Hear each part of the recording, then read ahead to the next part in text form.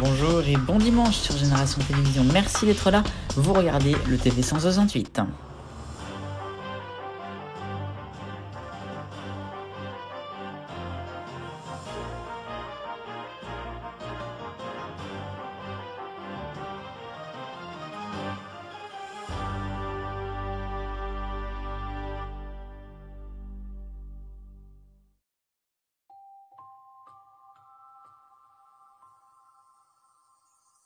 À la une évidemment du TV 168 en ce dimanche 19 décembre 2021, une date que l'on a marquée il y a très longtemps sur notre calendrier puisque c'est le concours de la chanson de l'Eurovision Junior qui se déroule à Paris en France pour la première fois tout simplement.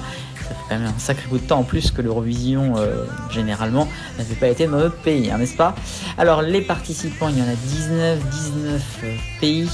Allez, je vous fais mon top 3 pour l'émission. Vous le dites à personne, moi je vois la North Macedonia en premier, je vois en deuxième la Georgia et en troisième Italia. J'ai tout faux, c'est sûr et certain, mais bon, c'est mon avis. L'émission sera diffusée sur internet, vous aurez le flux présenté par Olivier Mine, Elodie Gossuin et Carla, à la fois en anglais et en français. Et puis si vous voulez que du français, c'est sur France 2 à 16h avec Stéphane Bern et Laurence Boccolini. Il y aura aussi Valentina qui sera là, la gagnante de l'année dernière. L'émission donc est superbe, ça va être un grand moment, un événement comme ça en France, ça fait plaisir, avec une scène musicale magnifique sur l'île de Colyoko. Alors j'ai fait partie des tout petits chanceux qui ont pu voir le show du jury hier et c'était magnifique. Franchement un moment génial, un plateau superbe. Soyez là, franchement.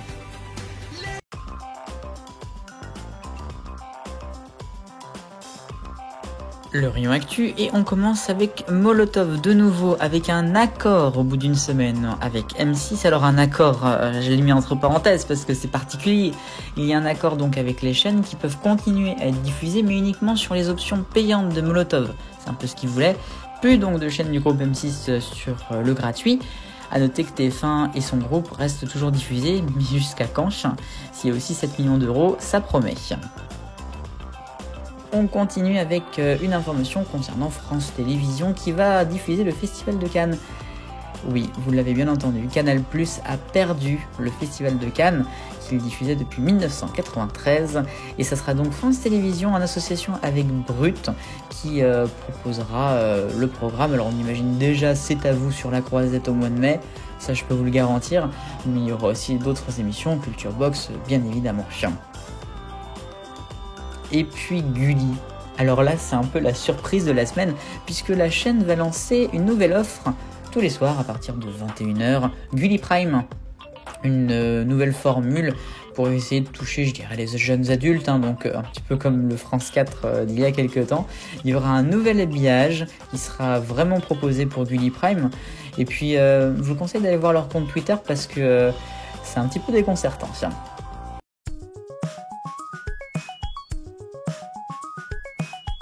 L'arc-en-ciel des audiences, en rouge, les princes et les princesses de l'amour de W9, mardi, n'ont fait que 1,3 en PDM, c'est quand même moyen.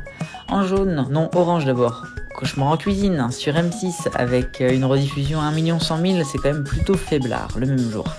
En jaune cette fois-ci, on est en direct sur France 2, 800 000, c'est une petite baisse si vous regardez la PDM.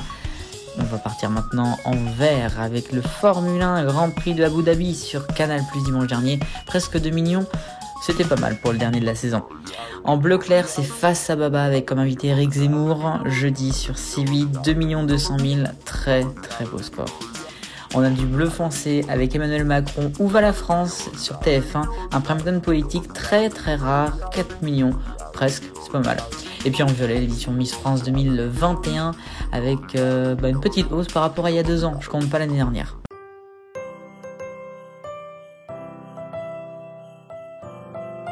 Un petit focus dans ce TV 168 pour parler du CSA qui cette semaine a annoncé les chaînes les moins exemplaires en ce qui concerne les retards sur la programmation et notamment les fameux horaires de prime time.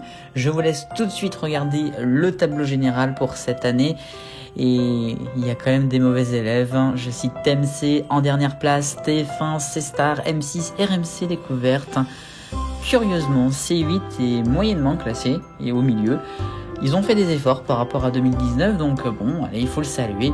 L'équipe, parfait dans le numéro 1.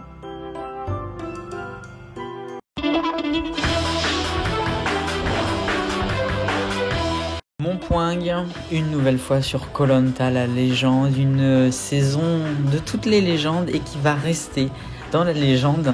Je crois que c'est la plus pourrie qu'il y a pu avoir dans l'histoire de Koh Lanta et je pense que vous êtes d'accord avec moi sur le sujet.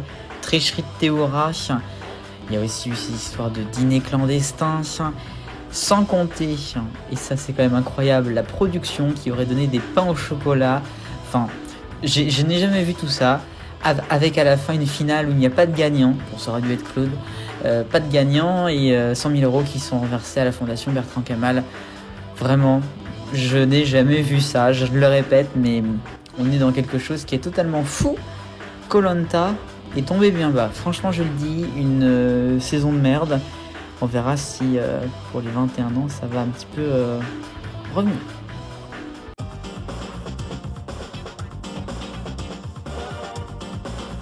La question 168. Alors Molotov, une fin programmée? Vous avez été une majorité à répondre oui, mais pas tout de suite. Mais attention, juste derrière à une voix près, oui, aucune autre issue possible.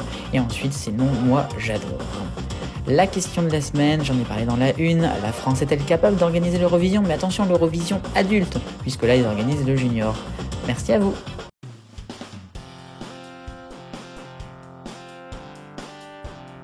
L'agenda de la télévision, je vous le rappelle une dernière fois, c'est promis, l'Eurovision Junior c'est à 16h. N'oubliez pas, vous pouvez voter jusqu'à 15h59 et ensuite après toutes les prestations sur jesc.tv. 3 pays à choisir.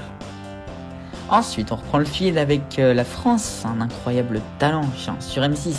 Une finale de saison mercredi en prime time, bien évidemment. Et puis alors je pourrais parler de tout le programme du réveillon de Noël. C'est déjà le réveillon de Noël, mais j'ai choisi la Disney Party en attendant Noël, puisqu'il y a forcément des choses intéressantes. Il y a aussi France 2, je l'ai dit dans le Top TV, mais enfin bon voilà, l'un ou l'autre. Et ainsi va la télévision, et Noël presque en ce 19 décembre. Je vous remercie d'avoir suivi le TV 168, et je vous donne rendez-vous toute la semaine sur Génération Télévision. Vive le bonheur, on est tous des millions de copains, salut!